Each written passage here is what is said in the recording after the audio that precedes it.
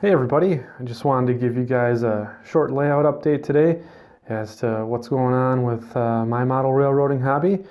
So get started, we'll talk about how my rip and feed mill project is going. As you can see here, I got the roof on, some wires sticking out of it, and then we did do a base. I poured a little quote-unquote concrete base here. We're going to do a little diorama, put a truck on there just to kind of liven it up for the finished product. I did have my Winnebagoland NMRA meet this past weekend, so that was pretty cool, a lot of fun, some pretty cool layouts.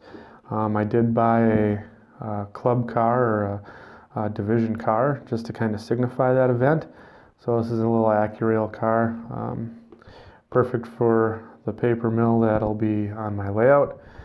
And then lately I did pick up one of these Sweet Atlas RBLs because there's going to be millions of those running around on the layout, but MSTL, I mean, it's such a sweet looking car, I couldn't pass it up. So might predate the railroad that I'm working on a little bit, but I'm sure one or two of those actually floated along the old Marshline back in the day.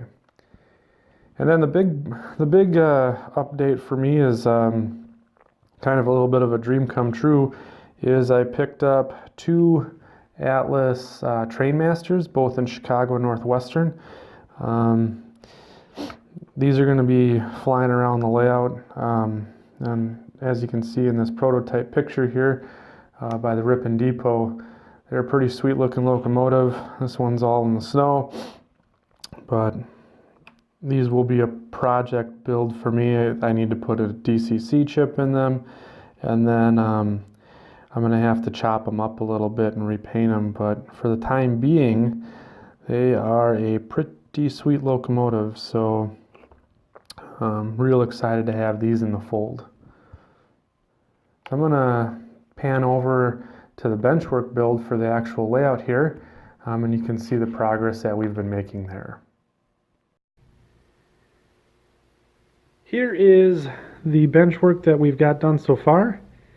It's L-girder type benchwork. As you can see here, I use Craig jig pocket screws, screw everything together. We pretty much have the lower level benchwork in place, and we're ready to start adding the brackets for the double deck. So that's where we're at in terms of the bench work right now. I do have a question to all the viewers. As you can see, I have a pretty low ceiling in my basement, and I'm not so sure if I can get a drop ceiling in here. So I wanted to ask all you guys out there and gals, what do you do, or what have you done to remedy a low ceiling situation? Is it did you just paint it? Did you have some other solution? Are there drop ceilings out there that are not so invasive or they require many inches? I want to know what you guys did.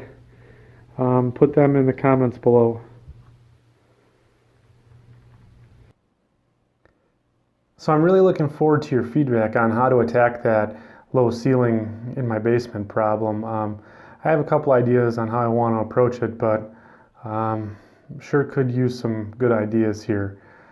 Additionally, pretty excited about where the benchwork is going, and I think we're making some good progress, so I'd like to get the ceiling finished before I move forward any at all on this layout build. So that's going to do it for me today. I want to thank everyone for watching. If this is your first time here and you want to see more model railroad video updates, make sure you subscribe and click the little bell icon so you can get notifications every time I publish a new video. Thank you again for watching, and until next time, keep it notch 8.